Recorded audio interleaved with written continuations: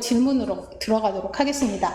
그래서 제일 처음에 이제 질문해 주신 게 호중구가 천 근처래요. 천이고 조혈모 이식 전이에요. 아직 전입니다. 이제 조혈모 이식 하시겠죠. 그리고 신장에 좋다고 해서 파스삶아 소분하여 밥을 해 드시고 계십니다. 근데 냉동고 보관 기간은 어느 정도 가능할까요? 그리고 이식 후에도 이렇게 냉동한 팥으로 밥 먹는 게 가능할까요? 이렇게 질문을 주셨는데요. 일단 냉동고에서 보관할 수 있는 기간은 식재료마다 달라요. 그러니까 보통 가공품 뭐 1년짜리도 있고 그렇잖아요. 그래서 그런 유통기한이 있는 거는 잘 보시고 그 유통기한대로 보관을 하시면 되는데, 그냥 저희가 일반 식품을 어느 정도 보관을 하냐, 가장 좋은 기간은 일단은 2~3개월 정도 보관하시는 기간이라고 보시면 되고, 그리고 4개월 정도까지는 크게 식재료가 변하지 않는다 하는 연구 결과가 있거든요. 그래서 근데 이제 4개월까지는 연구 결과가 나왔지만은 그래도 4개월까지 보관하는 것보다 그래도 한 2~3개월까지는 그냥 안전하게 특별히 많이 이런 세균 증식이나 없이 잘 보관할 수 있다, 보관할 수 있는 기간이다 라고 보시면 되고, 그리고 이제 냉동하는 팥이나 뭐 호박이나 야채나 이런 걸 보관을 하실 때, 아니면 드실 때 어떤 걸 살펴보셔야 되냐면, 저희가 보통은 막 특히 떡 같은 거 엄청 많이 냉동실에 넣어 놓으시잖아요. 고기, 생선 이런 거 많이 넣어 놓으시는데, 그리고 나서 2~3개월 정도 지났어요. 뭐 이제는 괜찮으니까 뭐 이걸로 음식을 해볼까, 아니면은 해동해 먹어볼까 하고 꺼냈을 때 그래도 확인을 하셔야 되는 게 몇 가지가 있습니다. 첫 번째가 건조가 됐는지. 그러니까 특히 저희 고기 같은 거 오랫동안 대충 싸서 넣어놓으면은요, 고기 색깔이 회색이나 뭐 이런 갈색 마른 색깔로 변해진 상태가 있거든요. 그거는 이미 그 안에서 어느 정도 변질이 됐다라고 보시면 되고, 그거는 드시면은 안 되십니다. 그러니까 건조가 됐는지, 두 번째로는 색깔이 변했는지, 그리고 세 번째로는 이렇게 비닐에 넣어서 보관을 했는데 그 비닐 안에 너무나 마른 그 얼음 덩어리들이 있는지, 나는 분명히 물은 안 넣고 얼음은 안 넣는데 그냥 보관하는 중에 너무 얼음 덩어리가 막 음식 주변에, 식품 주변에 생긴 게 있잖아요. 그랬을 때도 그거는 이미 그 식품 중에 들어있는 수분이 냉동 중에서 이렇게 빠져나와 가지고 또 새로운 형태를 형성을 하는 거기 때문에, 그거는 음식을 해동해서 먹더라도 원래 내가 원하던 그런 맛들이 안 나올 수가 있거든요. 그래서 너무나 얼음 덩어리가 많았을 때는 그거는 이제 상황 보시면서 버리거나, 안 그러면은 뭐 다른 거랑 첨가를 해서 요리를 하시던지 뭐 이제 그렇게 하셔야 되고, 그 다음에 이제 네 번째는 이렇게 덩어리진 것들이 있는지, 그러니까 분명히 잘 펴서 낱낱으로 해서 넣는데 너무나 덩어리졌다. 그리고 이렇게 덩어리졌다 하는 거는요, 두께가 있는 거잖아요. 그러니까 얇게 한 장의 종이를 냉동시키는 것하고 한 서너 개를 포개서 폭이 두께가 이만큼 된 거 냉동시키는 거는 냉동되어지는 온도가 안으로 들어가기까지의 그런 시간들이 필요로 하잖아요. 저희가 냉동을 넣었다고 그래서 급냉이 아니기 때문에 바로 확 냉동되지는 않고 이게 서서히 겉면부터 안으로 쑥 냉동이 되어져야 되는데, 두께가 두껍다 보면은 그 시간이 길게 되잖아요. 그러면은 그 긴 시간 중에 미생물이 또 생길 수가 있으니까, 그래서 덩어리가 졌는지 하는 부분도 체크를 해 보시는 게 좋습니다. 그래서 일단 냉동 기간은 2 내지 3개월 정도, 그리고 냉동된 걸 사용을 할 때는 건조됐는지, 색깔 변한 건 없는지, 얼음 덩어리가 너무 많은지, 아니면 덩어리가 졌는지, 이런 것들을 확인을 하시면서 사용을 하시면 될 것 같고요. 냉동된 팥 사용하시면 되십니다. 그러니까 냉동된 거를 잘 보관해서 드실 수 있는 상태의 것들은 이렇게 조리를 해서 요리를 해서 드시면 되고요. 그리고 팥이나 아니면 호박이나 이렇게 좀 단단한 식재료들 있잖아요. 이런 식재료들은 한번 데쳐서 냉동시키는 게 좋은데, 데칠 때 완전히 익힌 것보다는 한 3분의 2 정도만 익혔다가 냉동시켜서 꺼내서 조리를 하면서 다시 이걸 좀 더 완벽하게 익히게 하는 게 맛 부분에서나 아니면 보관할 때 수분이 그만큼 빠져나가지 않는 상태니까 훨씬 더 좋은 맛으로 아니면 형태로 요리를 할 수가 있습니다. 그래서 여기는 이제 호중구 1000이라고 하셨잖아요. 그래서 여기에서 제가 호중구 1000일 때, 아니면 500 이하일 때, 이렇게 백혈구 수치에 따라서 드실 수 있는 것, 아니면 조심해야 될 것, 이거 드시면 안 되는 것 하는 종류들이 있거든요. 그래서 그 부분 한번, 체크를 해드릴게요. 그래서 일단 호중구 수치, 아니면 백혈구 수치, 백혈구 수치 또 이제 뭐 3,000에서 10,000 정도가 정상인데 그 이하일 때 어느 정도 이제 조심을 해야 되는지에 대해서 확인을 해보면, 일단 호중구 수치가 100 이하일 때는 그냥 무조건 익힌 것만 드시면 되세요. 그냥 그 어떤 생식품도 안 됩니다. 예, 그냥 무조건 익혀서 드셔야 되고, 익힌 거 다시 한번 또 익혀서 드셔야 되고, 통조림 식품만 드셔야 되고. 네, 그리고 통조림 식품을 드셨다 하더라도 뚜껑을 열고 나서 한두 시간 지난 것은 또 드시면 안 되세요. 예, 그 뚜껑을 여는 순간, 통조림은 현기성이잖아요. 그러니까 완전히 산소가 없는 상태에서 밀봉된 식품인데 뚜껑을 여는 순간 산소가 들어가면서 호기성 세균이 발생을 할 수가 있습니다. 그래서 뚜껑을 연 순간 그냥 음식을 상할 수 있는 조건이 되는 거라 절대로 한두 시간 지난 거는 드시면은 안 되십니다. 이건 이제 호중구 수치에 따른 거예요. 일반 지금 뭐 백혈구 수치 문제 없으신 분들은 그냥 일상 식사하시면 되는데, 이렇게 백혈구 수치가 낮았을 때 식사 방법입니다. 그리고 이제 두 번째로는 호중구 수치가 500 정도일 때는 이때 뭐 면역 억제제 투여하시는 분이라든지 이때거든요. 그래서 금지 식품은 이것도 그냥 생거. 그리고 가공식품 중에서도 생식품으로 요즘 편의점에 가면 뭐 도시락이나 이런 것들 많이 들어져 있잖아요. 이런 것들 안 되십니다. 그리고 이제 바로 뭐 포장된 거, 가공품 뭐 이런 것들은 좀 드실 수 있고요. 그리고 이제 청색, 이때부터는 이제 조금씩 드시는 폭이 많아지지만 그래도 끓이지 않으면은 드시면은 안 되는 그런 상황들. 그래서 호중구 수치가 한 500 이상이고 뭐 1000 이하 정도일 때에는 뭐 생해, 뭐 아니면은 곰팡이, 발효식품, 이런 것들, 모짜렐라 치즈라든지 아니면은 뭐 그런 치즈, 곰팡이랑 같이 먹을 수 있는 그런 치즈들 있잖아요. 그런 거는 절대로 안 되시고, 날거 안 되시고, 생크림도 안 되십니다. 그리고 이제 완전히 백혈구 수치가 회복이 되고 일상식으로 가셨을 때는 그냥 유효기간 안에 들어져 있고 상한 음식만 아니면은 그냥 일상식 하시면 되세요. 그래서 제일 중요한 게 호중구 수치가 1,500 이상이니까 1,000 정도까지는 조금 잘 확인을 하시면서 식품을 드시는 게 좋겠습니다. 네, 여기까지 이제 혹시 제가 질문에 답을 드렸어도 혹시 마음에 안 드시거나 좀 더 보충이 필요할 것 같다 하시면은 말씀해 주시면 나중에라도 보충해 드릴게요.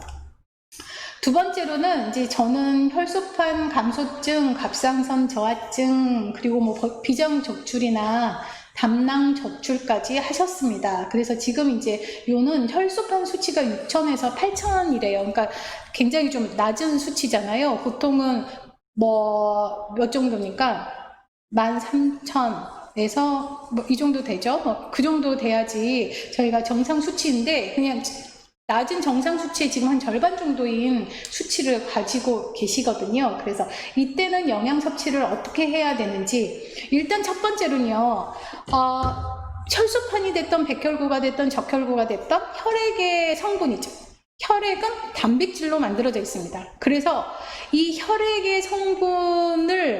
혈액을 만들 수 있는 재료인 단백질 섭취를 꼭 하셔야 되세요. 매 끼마다 50에서 100g 정도의 단백질은 꼭 섭취를 하시면 되세요.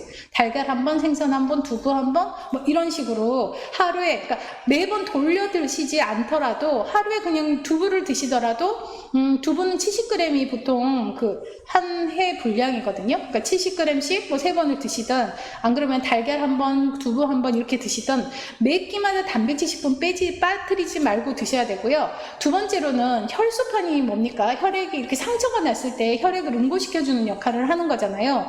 그래서 상처가 나지 않게 식품을 드셔야 되세요. 그래서 딱딱한 뭐 당근이나 무나 뭐 이렇게 좀 생야채들은 가능한 한 안 드시는 게 더 좋고, 그리고 그냥 익힌 야채 부드럽게 해서 가능한 한 상처가 나지 않게 하는 식품으로 드시는 게 좋고, 너무 뜨겁지 않게 드셔야 되고요. 그러니까 어떤 출혈이 발생할 수 있는 조건을 만들지 않으셔야 되세요. 예, 그래서 그런 딱딱한 야채나 과일이나 이런 음식들 드시면 안 되고, 그리고 이제 세 번째로는 수분을 좀 잘 섭취를 하셔야 되세요.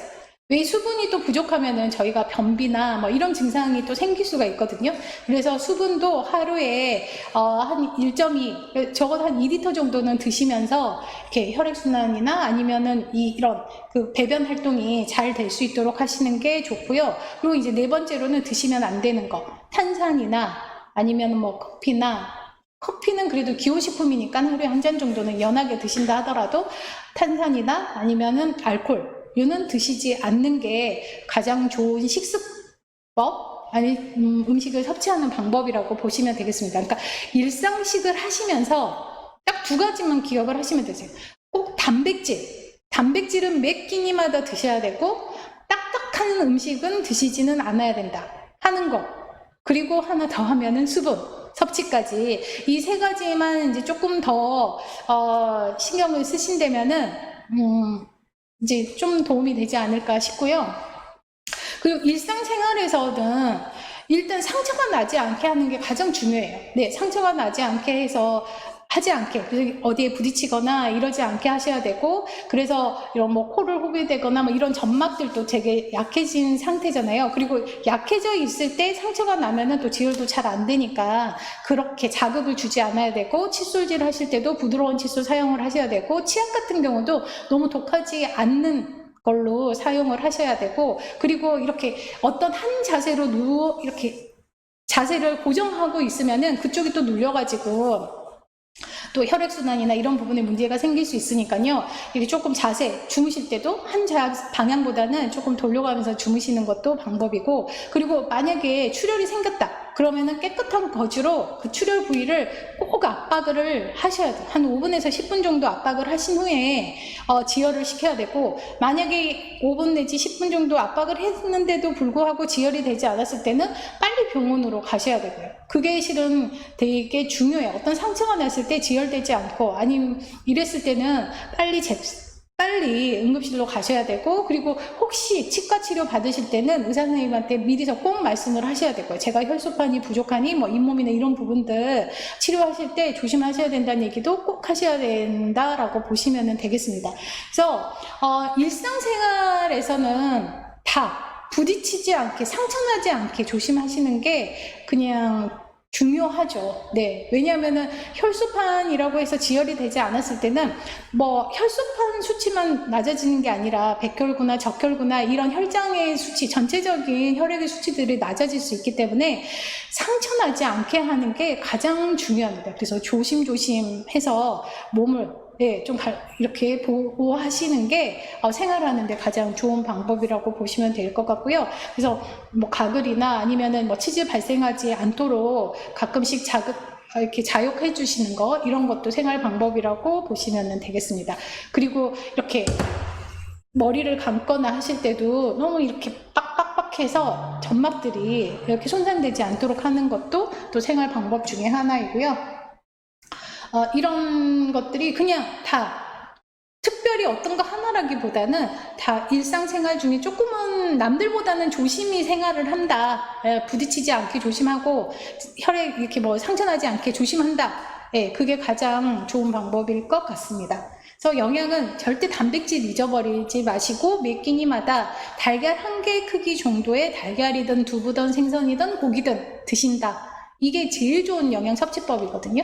네, 그렇게 드시면 될 것 같습니다.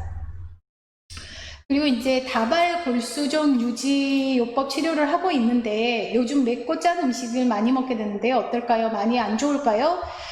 일단 이제 다발 골수종이라고 그러면은 고칼슘 혈증이라고, 그래서 뼈에서 이렇게 칼슘이 많이 빠져나가고 혈중에 들어가지는 거잖아요. 그러면서 이제 약을 사용을 하게 되고, 그렇게 약을 사용을 하고 이런 짠 음식을 먹고 이러다 보면은 가장 많이 일을 해야 되는 장기가 신장입니다.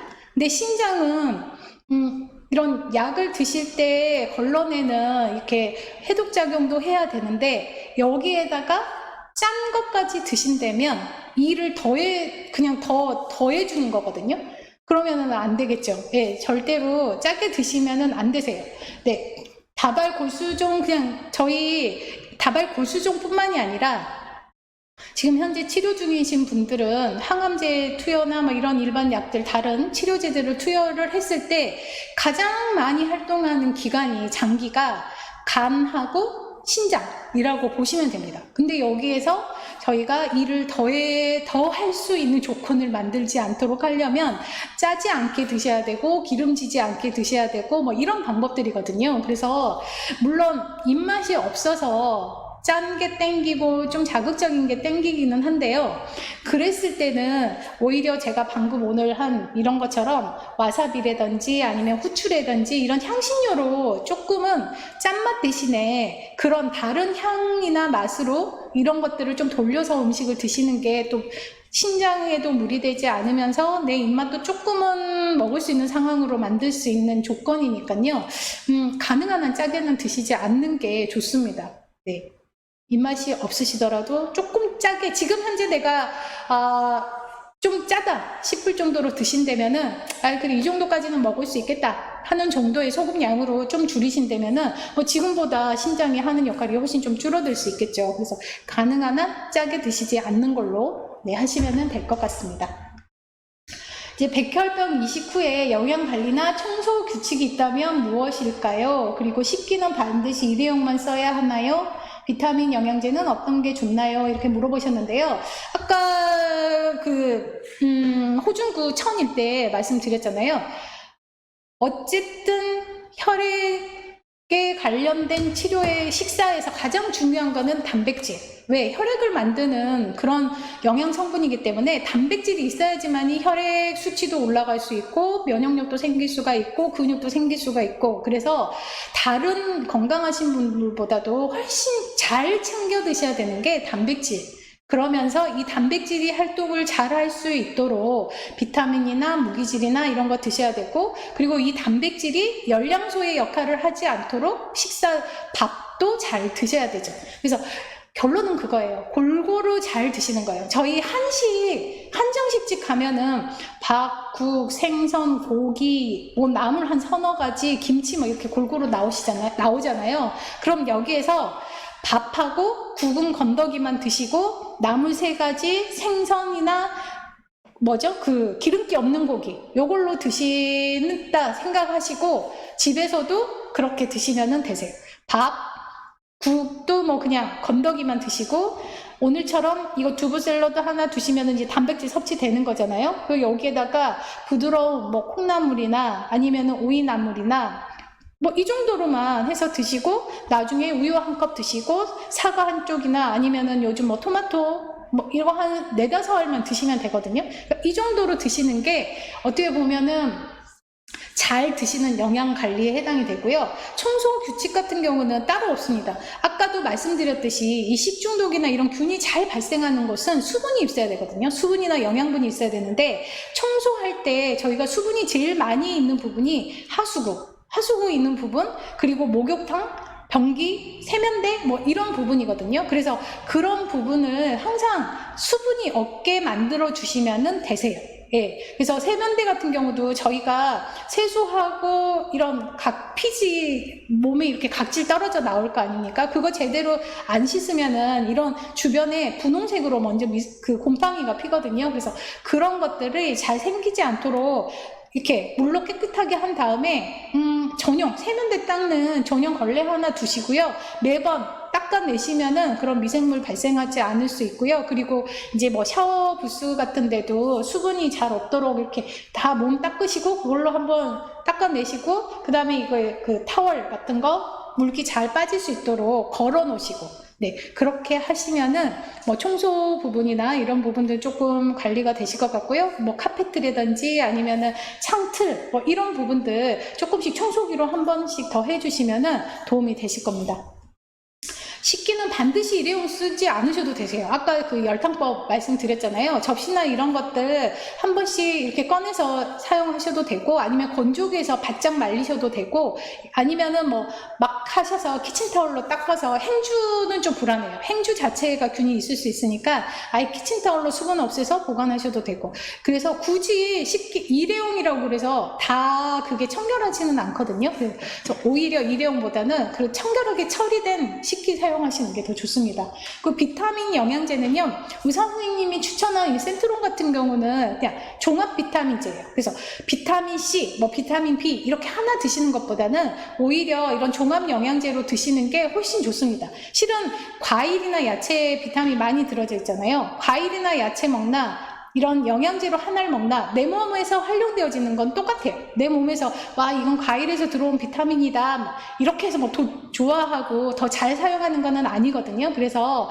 혹시 이런 야채나 과일 드시기가 너무 힘들어서 비타민 섭취가 부족하다 했을 때는 이런 영양제들 도움 받으셔도 전혀 문제 없고, 대신에 이제 이런 영양제가 다른 뭐 기능들이 첨가되어진 그런 성분이 들어있는지는 한번 의사 선생님하고 한번 확인을 해보시는 게 필요합니다. 어떻게 보면요, 그냥 의사 선생님이 추천하시는 게 가장 정확한 영양제라고 보시면 될 것 같아요. 왜냐하면 사용하시는 약의 기능들을 다 알고 있으면서 추천해 주시는 거라 의사 선생님이 추천하신 거라면 전혀 문제없이 드실 수 있습니다. 그리고 이제 수술하고 항암 끝내고 이제 표적 치료 중이세요. 근데 갱년기 증상으로 시달리고 있다라고 하셨는데요. 보통 이제 유방암이나 난소암이나 이제 여성 호르몬 관련된 그런 질환들 치료하실 때는 일부러 여성 호르몬이 많이 분비되어졌을 때는 예후가 오히려 좋지 않은 경우가 많대요. 유방암 특히 이렇게 그 호르몬 양성 수용체를 가지고 있는 경우에는. 그래서 일부러 이렇게 폐경을 시킨다든지 여성 호르몬을 감소시킨다든지 이런 게 치료 방법 중에 하나거든요. 치료 방법 중에 하나이고, 지금도 물론 항암 끝내고 표적 치료 중이잖아요. 표적 치료 중일 때 이렇게 약간의 폐경기 증상이 왔다 하는 거는 치료 과정 중으로 어쩌면 여성 호르몬을 조금은 차단했을 경우가 있어요. 그래서 의사 선생님하고 확인을 해보시고, 이거는 내 마음대로 드시면 절대로 안 되세요. 치료하기 위해서 여성 호르몬을 감소시켜놨더니 여성 호르몬을 잘 만들 수 있는 조건의 음식이나 영양제를 드시면 이게 치료에 지장이 있을 수 있잖아요. 네, 그러니까 예서 건조시켜놨더니 다시 물 뿌리는 거는 똑같은 거거든요. 그래서 이 경우에는 정말로, 왜냐하면 아직도 치료 중이고 완치 판정이 되지 않는 상태에서 계속 지켜보는 와중이잖아요. 그리고 치료가 끝났다 하더라도 이제 그 상황들을 살펴보면서 계속 관찰 추적해지는 시기, 완치 판정이 받기 전에는 꼭 이런 건강식품이나 이런 것들 드실 때는 의사 선생님하고 확인하시는 게, 의사 선생님하고 상담하면서 확인하시는 게 가장 정확하십니다. 네, 그래야지 실은 어떤 2차적인 그런 나쁜 불상사들이 생기지 않으니까요. 꼭 확인을 하시는 게 좋을 것 같아요. 그리고 저도 영양적으로도 굳이 지금 현재 차단되어진 그런 여성 호르몬을 더 증가시키는 식품은 드시지 않는 게 더 좋으실 것 같습니다. 이분은 되게 많이 지금 힘드시고 되게 엄청 그 고생 많이 하셨을 것 같은데, 일단 난소암이고 이제 대장까지도 많이 절제를 하시고, 그리고 이제 대장은 전절제하시고 직장도 3분의 2나 이제 절제를 하셔서 식사 흡수도 안 되고 이제 배변 활동도 잘 안 되는 상황이잖아요. 그렇다고 아주 안 드시면은 이게 몸에서 활용할 수 있는 영양분이 하나도 없으니까 안 드실 수는 없으세요. 그래서 이런 경우에는 실은 음식으로 어떻게 잘 드시는 것보다는 오히려, 그러니까 음식으로는 채소만으로 죽의 형태로, 그러니까 소화도 잘 되고 어느 정도 수분도 섭취가 되어지는, 저는 이럴 때는 그냥 죽의 형태가 가장, 그리고 죽 안에 여러 가지 영양소가 첨가할 수 있도록, 그러니까 쇠고기를 갈아 넣는다든지 야채를 갈아 넣는다든지, 그래서 거의 유동식이나 아니면 죽의 형태로 드시고, 그리고 여기에 이제 부족되기 쉬운 영양분은 뭘로 보충을 하시는 게 좋냐면은 건강 영양 음료 있잖아요. 그러니까 뭐 병원에서 많이 쓰는 뭐 6개월이라든지 뭐 이런 것들, 그린비라든지 이런 것들로 드시면은 실은 어떻게 보면은 그런 식품은 가장 식사를 못 하실 때 가장 효과적으로 영양분 섭취를 할 수 있도록 만들어 놓은 어떻게 보면 반 그냥 치료제라고 보시면 될 것 같아요. 그래서 지금 저희 난소암 환우분 같은 경우는 죽으로 드시면서, 네, 왜냐하면은 지금 뭐 흡수도 잘 안 되고 이러는데 식사를 하시다 보면은, 일부러 막 식사를 하시다 보면은 이게 오히려 자극이 될 수가 있거든요. 그래서 좀 드실 수 있는 항목 부드러운 음식으로 드시고, 그리고 그런 영양 음료로 지금 조금은 보충을 해주시는 게 오히려 더 도움이 되실 수가 있습니다. 네. 그리고 이제 전립선 암 환자입니다. 지방이 좋지 않다고 해서 식물성 지방도 포함이 된 건가요? 밀가루 등에도 지방이 있더라고요. 밀가루에도 지방이 들어 있습니다. 그래서 제가 농진청에서 그 식품 분석 데이터가 있거든요. 그러니까 모든 식품을 100g을 어느 정도, 그 100g 안에는 어느 정도의 그 영양 성분들이 들어져 있는지 하는 성분표가 있습니다. 그래서 그 성분표를 가지고 왔어요. 그래서 지금 밀가루 말씀을 하셔서 밀가루 부분을 가지고 왔거든요. 뭐 밀가루도 엄청 많죠. 부침가루, 빵가루, 뭐 아니면 중력분, 강력분, 엄청난 밀가루들의 종류들이 있는데, 그 옆으로 수치들을 보면은요, 일반 성분, 이거는 에너지 부분은 이 밀가루를 100g 먹었을 때 총 낼 수 있는 그냥 칼로리입니다. 그럼 이 칼로리는 뭘로 계산이 되냐면 단백질, 지질, 탄수화물로 칼로리를 내는 거예요. 그래서 근데 이것까지는 저희가 알 필요 없어요. 굳이 뭐 칼로리 계산할 것도 아니고. 그러니까 일단 이 칼로리를 내는 것은 어쨌든 그 세 가지 성분이죠. 근데 이 세 가지 성분을 다시 분류를 시켰습니다. 그래서 아미노산은 단백질을 분류를 시킨 거예요. 아미노산 단백질을 나누고 깨고 분해 하면은 마지막으로 나오는 게 아미노산이거든요. 그래서 아미노산 종류들이 나와 있고, 그리고 지방을 분해를 하면은 한 개의 그리세롤과 세 개의 지방산으로 나뉩니다. 그래서 이 지방산도 포화지방산, 불포화지방산으로 나뉠 수 있거든요. 이거는 이제 또 저희가 깊게 가면 구조식으로 이중결합을 가지고 있느냐 없느냐에 따라서 나누어지는 거라, 이것도 뭐 지금 중요한 거 아니니까. 어쨌든 제가 이걸 가지고 와서 말씀드리고 싶은 거는, 모든 식품은 모든 성분을 조금씩은 다 포함되어 있다라고 보시면 되세요. 물론 가지고 있지 않는 것도 있지만은 거의 대부분 모든 것을 가지고 있지만, 그 중에서 가장 많은 함량을 가지고 있는 걸 가지고 탄수화물 식품으로 분류를 하고, 단백질 식품으로 분류를 하고, 지방 식품으로 분류를 합니다. 그래서 밀가루에도 다 지방이 포함되어져 있고, 쌀에도 포함되어져 있고, 그리고 야채를 뺀 나머지 그냥 일반 식품에는 다 지방이 들어있다라고 보시면 되세요.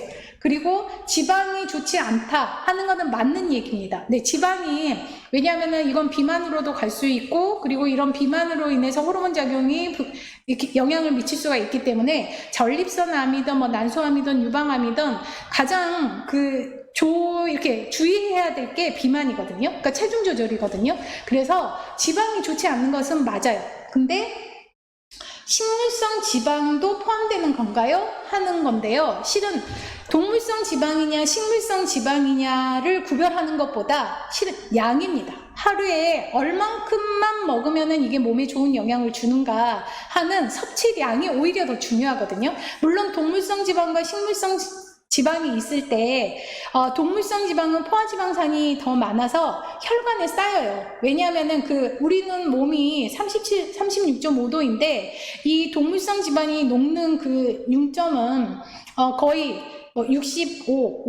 50도씨 전후거든요. 그러니까 우리 몸 안에서는 녹지 않고 그냥 계속 쌓이게 되니까 이게 동맥경화라든지 아니면 혈관이 좁아지면서 고혈압이 생기거나 이렇게 되는 게 동물성 지방이라, 가능한 한 동물성 지방을 적게 섭취하는 게 더 좋겠죠.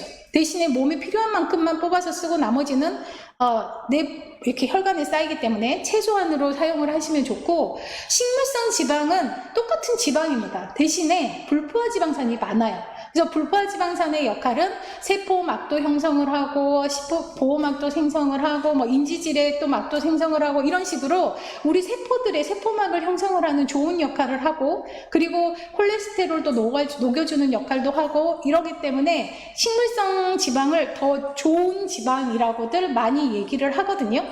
근데 식물성 지방도 몸에서 소화되고 활용할 수 있는 양보다 더 많이 섭취를 하게 되면은 결국은 다시 저장되기 쉬운 피하 지방 형태로 변해가지고 그냥 저희 피하, 그러니까 피부의 밑부분에 다 저장이 되어진다라고 보시면 되세요. 그래서 제가 다시 정리를 해드리면 전립선 아닐 때는 지방은 좋지 않습니다. 대신에 아예 섭취를 하지 않으면 안 되고요. 하루에 저희가 총 에너지 중에서 20%는 지방으로 섭취를 해야만 해요. 그래야지 몸이 정상적인 구성을 유지를 할 수가 있기 때문에, 그러면 하루에 필요한 열량을 2000kcal로 본다면 이 중에서 20%면은 400칼로리는 지방으로 섭취를 해야 되겠죠. 지금 이 말은 그냥 무시하셔도 됩니다. 근데 이제 이런 과정으로 하루에 얼만큼을 섭취를 해야 되는지를 말씀드리려고 한 거거든요. 400칼로리는 지방으로 섭취를 하셔야 되세요. 근데 지방은 1g당 9kcal를 발생을 합니다.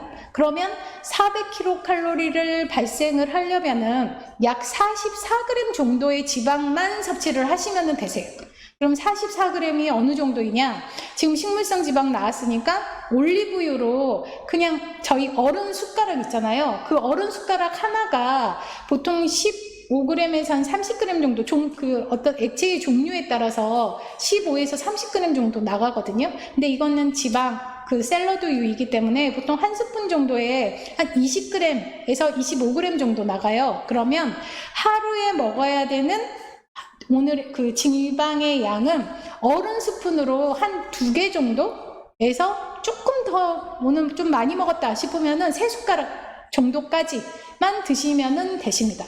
그러니까 좋다고 해서 무조건 많이 드시면은 안 되고요. 하루에 필요한 양만큼만 드시는 게 훨씬 더 중요하다는 얘기예요. 그래서 오늘 만약에 샐러드를 한다. 그러면 지금 제가 아까 이거 두부 샐러드 할 때도 참기름 어른 수저로 하나 정도 넣었거든요. 근데 이게 어쨌든 나 혼자 다 먹는 거는 아니니까 이런 식으로 해서 들어가지죠. 아니면 우유에도 지방 들어가져 있죠. 그리고 밀가루에도 지방 들어가져 있는 것처럼 쌀이나 현미나 여기에도 지방 들어가져 있죠. 그리고 다른 나물 할 때도 지방 참기름이나 들기름 지방 넣을 거죠.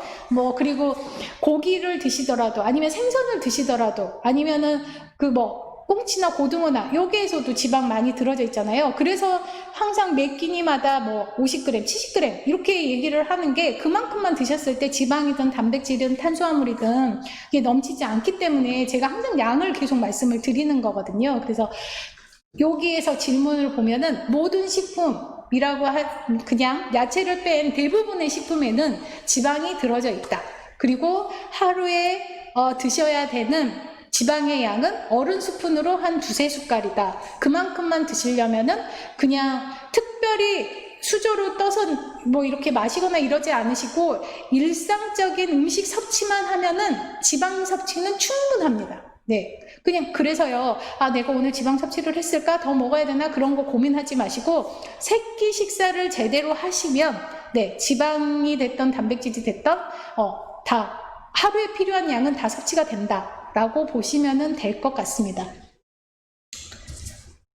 그리고 이제 림프종 다음 질문인데요. 림프종 항암 치료는 끝나고 이제 회복 중이십니다. 근데 이제 회복 중에 갑상선 암이 발견이 되셨대요. 이랬을 때 일단은 그래도 다행히 갑상선 기능 항진증이나 저하증이나 이런 거는 없이 그냥 일단 이제 그 종양만 발견이 된 거잖아요. 이제 이랬을 때 음식 섭취는 어떻게 해야 되냐? 매번 음식 섭취의 정답은 골고루 드시는 거예요. 그리고 특히 기능 항상증이나 항진증이나 저하증이 없기 때문에 항진증이 있으면은 요도 섭취나 이런 거는 좀 제한을 하셔야 되는데 지금은 이제 그런 거는 없이 그냥 건강하게 잘 치료하실 수 있도록 체력 유지를 할 수 있는 식사를 하시면 되는 거잖아요. 그래서 매번 말씀드리지만은 하루 3끼를 드시면서 밥도 너무 많이 드시는 거, 한 그릇 드시는 것보다는 한 150에서 200g 정도 드시고 이거 3번 드시고요. 그리고 단백질, 무슨 질환이든 마찬가지입니다. 단백질 꼭 드시고 야채 하루에 350g 정도 드시고 과일은 200g 정도 드시고 여기에 우유 한 컵, 치즈 한 장 정도 드시면은 하루에 필요한 영양분이 부족할 수 없는 그런 식사 구성이거든요. 그래서 그 정도 드신다 목표로 삼으시고 식사를 하시면 되고요. 지금 이제 여러 가지 식사에 대한 궁금증이 엄청 많으시잖아요. 이건 먹어도 될까? 이거는 많이 먹어도 될까? 이건 안 먹어야 되는 거 아니야? 막 이런 고민들 많으신데, 실은 식사에서는 크게 질환에 있어서 제한되어지는 식사는 별로 없으세요.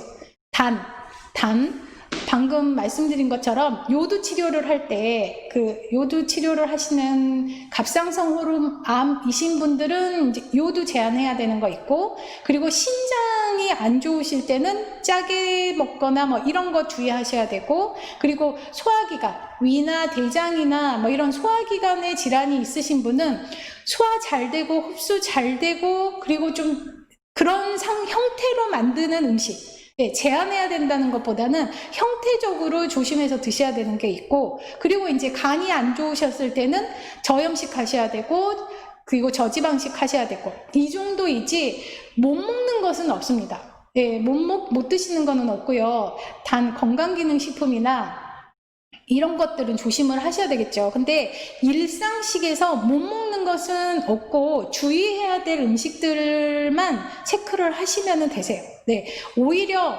이 음식 식사에서 더 조심하고 뭐 염려가 많으시면은 그게 어른들 말처럼 살로 가지 않거든요. 네, 그러니까 그냥 식사하실 때는 즐거운 마음으로 내가 좋아하는 음식 한 가지 드시는 것보다는 골고루 야채 350g, 과일 200g, 그리고 단백질 식품 몇 끼니마다 한 70에서 100g 정도, 요것만 기억하시고 양으로 좀 정리를 하시는 게 훨씬 더 효과적으로 식사를 하실 수 있는 방법이라고 볼 수 있습니다.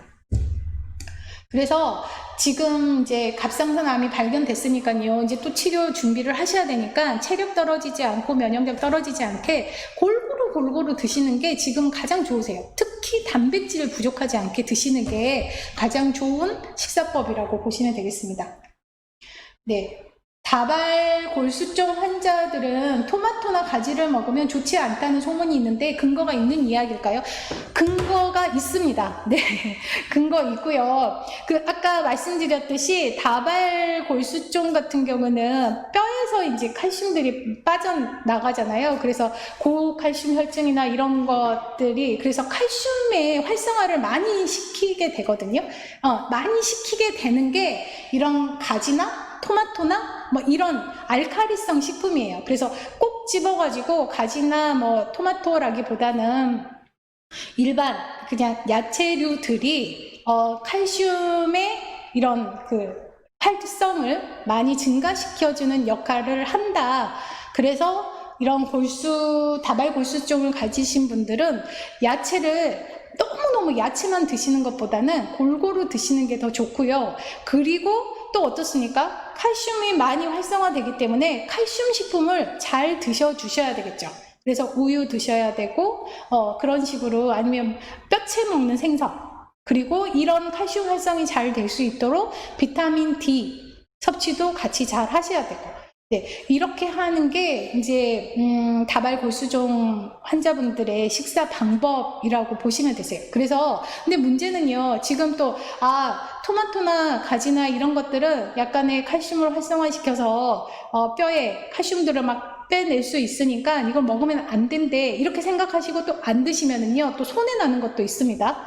네, 그래서 많이가 아니라 토마토, 가지, 양파, 뭐 또 오이, 상추, 호박, 기타 등등의 여러 가지 야채들을 골고루 하셔서 350g 드시는 게 각자의 역할들이 다 다르거든요. 저희 사람들의 생김새가 다른 것처럼 이 야채들도 각자의 내 몸 안에 들어가서 하는 역할들이 다 다르기 때문에 어떤 한 가지의 역할만 보지 마시고 그냥 다양한 역할로 보시면서 많이 드시라는 게 아니라 골고루 조금씩 드시는 게 훨씬 더 효과적입니다. 그러나 이거는 어쨌든 근거 있는 이야기이긴 합니다. 네, 그래서 그 부분 좀 한번 더 체크를 해드렸고요.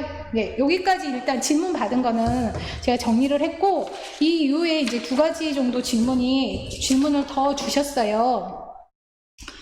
수술 전이시고 선항암증인데요. 등갈비 김치찜 먹어도 될까요? 묵은지 김치가 잘 넘어가나 봐요. 김치볶음 이런 것도 될까요? 하고 물어보셨는데요. 네, 되십니다. 네, 전혀 뭐 입안에서 어떤 그 아픈 증상이 없고, 그리고 소화도 잘 시키고, 이건 넘어가면은 너무 기분 좋게 식사할 수 있다. 그럼 드시면은 되세요. 전혀 문제되지 않습니다. 네, 그래서 일단은 이제 수술 전에 체력 강화라든지 이렇게 하시려면은 뭐든지 잘 드셔놓는 게 좋고, 그리고 등갈비찜 같은 거는 대신에 기름기는 좀 제거를 하셔야 되겠죠. 기름기는 제거하시고 순살코기 부분만으로 하셔서, 이거 단백질이잖아요. 예, 단백질이기 때문에 하루에 뭐 그냥 100g 정도 드신다 생각하시고 드시면은 충분하고요. 김치볶음 뭐 이런 것들도 너무 기름지지 않게만 볶으시면은 훨씬 더 부드럽게 또 잘 드실 수가 있거든요. 그래서 요 드시는 거 전혀 문제 없으십니다. 김치찌개 드셔도 괜찮습니다. 네. 그러니까 김치를 좋아하시나 봐요. 김치찌개, 김치찜, 김치볶음 전혀 문제 없으신데, 이제 문제는 이렇게 김치를 가지고 요리를 하다 보면은요, 조금은 짜게 드실 수가 있거든요.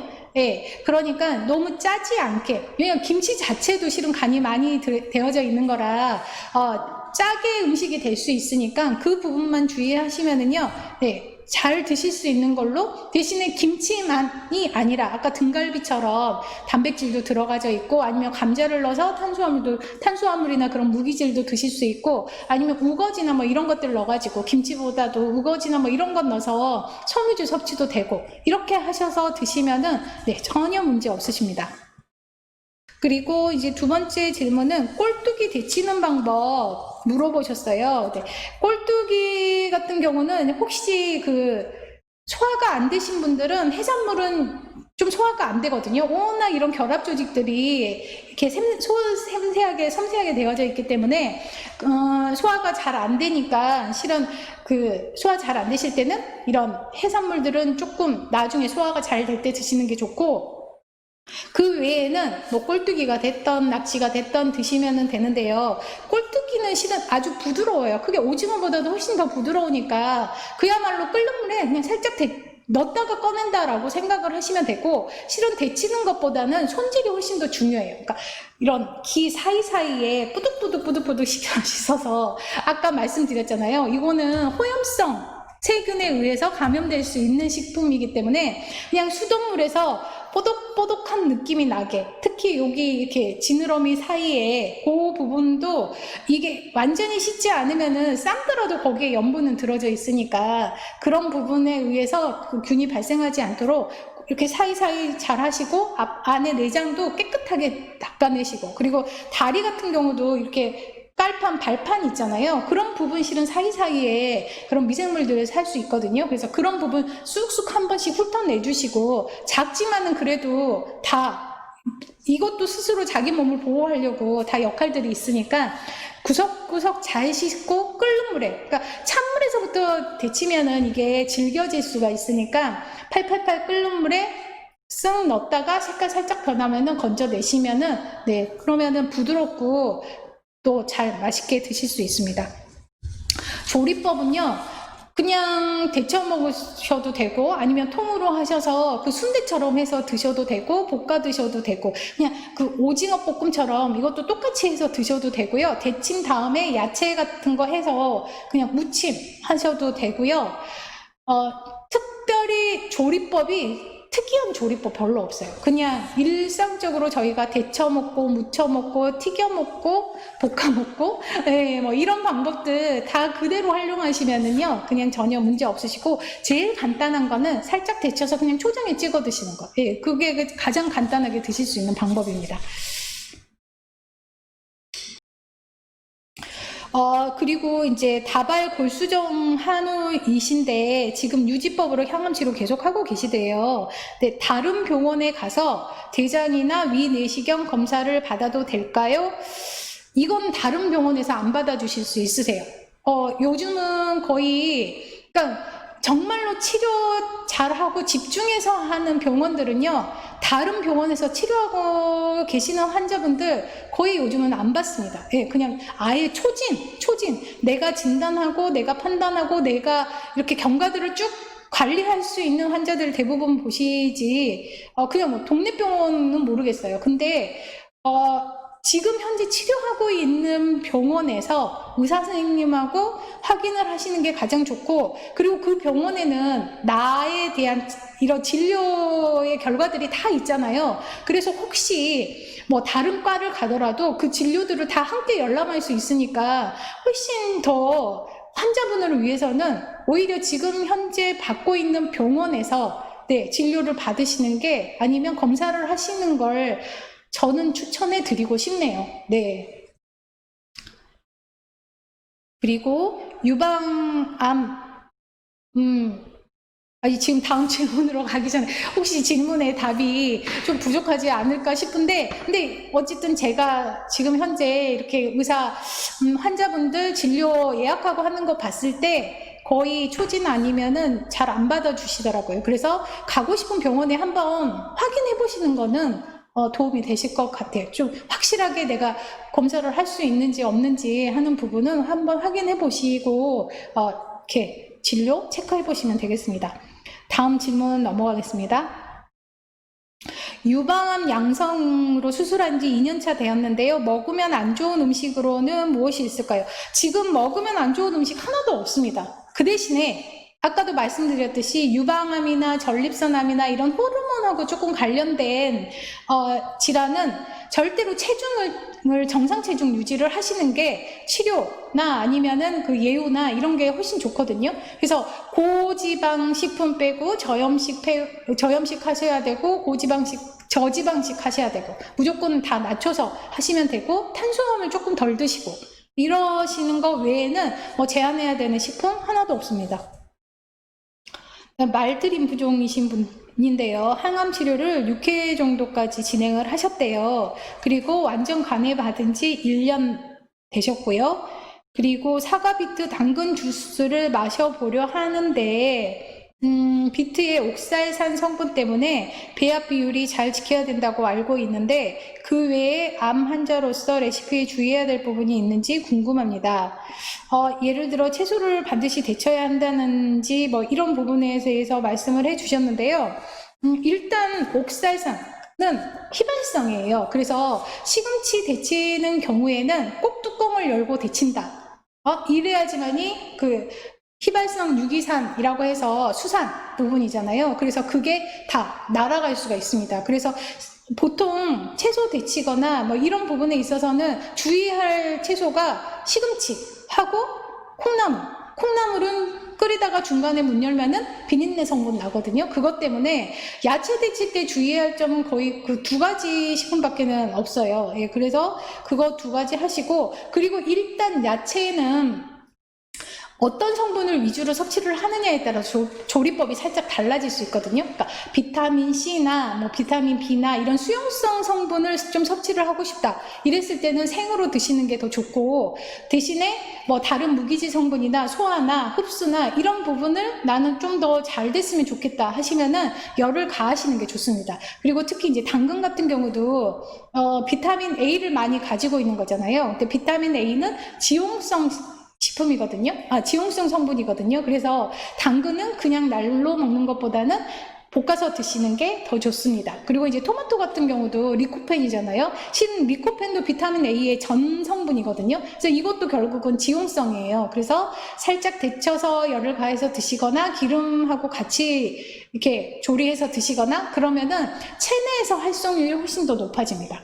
그래서 야채나 이런 과일은 제외하고요. 야채를 드실 때는 체내 흡수나 아니면 소화나 이런 부분으로 위주로 해서 식사를 하시려면은 데쳐 드시거나 볶아 드시거나 이러는 게 좋고요. 안 그러면은 그냥 생으로 드셔도 비타민이나 이런 부분 더 많이 섭취할 수 있으니까, 어느 성분을 내가 좀 도움을 받고 싶은지에 따라서 조리법은 좀 달라질 수가 있을 것 같고, 그리고 이렇게 주스류 같은 것은 꼭 즙만 드시는 것보다는 이렇게 아예 갈아가지고 갈아가지고 그 안에 내용물까지 드시는 게 식이섬유 부분이나 그러니까 수용성 식이섬유, 뭐 팩틴이나 뭐 섬유질이나 이런 거 드시는 것도 체내에서 훨씬 많이 도움이 되어지니까 즙으로 드시기도 하고 통으로 이렇게 갈아 드시기도 하고 이렇게 좀 번갈아서 드시는 게 훨씬 더 효과적이십니다.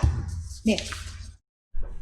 그리고 시식 코너에서 날두부 주던데 샐러드는, 그러니까 날두부 넣어서 그 샐러드 하는 거 문제 안 될까요? 신선하면 괜찮지만 안 익은 거라 드시지 마십시오. 거기에는 일단은요, 시식용은 공간이 이렇게 제한된 공간이 아니잖아요. 그리고 너무나 많은 사람들이 왔다 갔다 하면서 그런 먼지들이나 이런 것들이, 그러니까 공기 자체가 안 좋은 상태에서 아까 이렇게 요리를 하는 게 그렇게 좋지는 않거든요. 환자분들은 그런 시식코너 음식 드시지 않았으면 좋겠어요. 예, 특히 뭐 열에서 가해지는 만두나 뭐 이런 햄버거나 이런 것들도 시식코너 엄청 많잖아요. 그래서 그런 것들은 가능한 한 드시지 않고, 만약에 드시려면 딱 지켜 서 있다가 바로 구워진 거 바로 드신다든지 뭐 이런 거 외에는 드시지 않는 게 더 좋습니다. 그리고 특히 두부 같은 경우는요, 그냥 단백질이잖아요. 그리고 탄수화물도 들어져 있거든요. 그래서 미생물이 눈에 보이지 않지만은 그런 것들이 훨씬 활성화되기 쉬우니까